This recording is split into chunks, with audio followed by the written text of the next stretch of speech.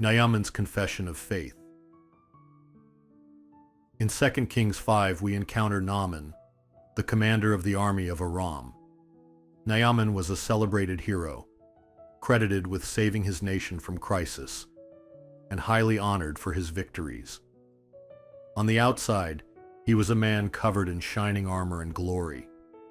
But beneath it all, he suffered from leprosy, a disease that slowly ate away at his flesh. Today, leprosy is treatable, but in those days, it was incurable. Those who suffered from it were often forced to live outside of towns, isolated in colonies with other lepers. Even when not forced, most people would hide away, unwilling to show their decaying flesh. Naaman, however, was no ordinary man. He was a war hero. Because of his status, he was not sent away, but even so, his illness must have caused him deep fear and despair.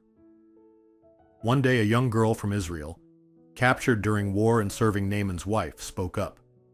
She said that if Naaman could meet the prophet Elisha in Samaria, he would be healed. Clinging to that hope, Naaman told his wife, who then told him, and soon the message reached the king. With the king's approval, Naaman set out to visit Elisha. When Naaman arrived, Elisha did not even come out to meet him. Instead, Elisha sent his servant Gehazi to deliver a simple instruction. Go, wash yourself 7 times in the Jordan River.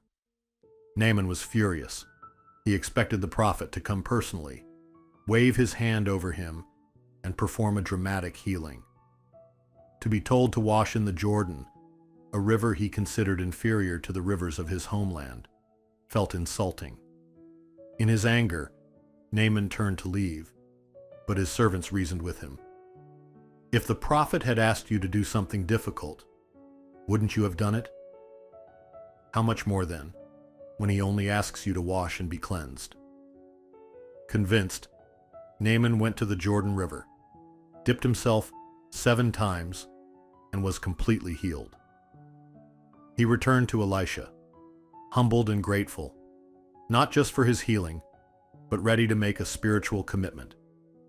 Naaman's gratitude went beyond words or gifts. He made a powerful confession of faith, declaring that he would no longer worship Rimmon, the god of his nation, but from then on would serve the Lord alone.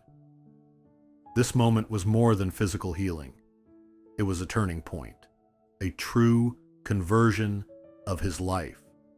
Naaman's story is a reminder of how people often approach faith with their own expectations. When things don't go their way, they respond with complaints or resentment. If Naaman had held on to his pride, he would have returned home unhealed and eventually died of his disease. But through humility and obedience, he found both healing and faith. Even today, many believers fall into the same trap. They face problems, but refuse to humble themselves, letting pride lead them down a path of destruction.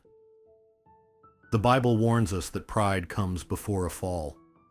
As a pastor, I've often seen how pride blocks people from receiving God's word and grace.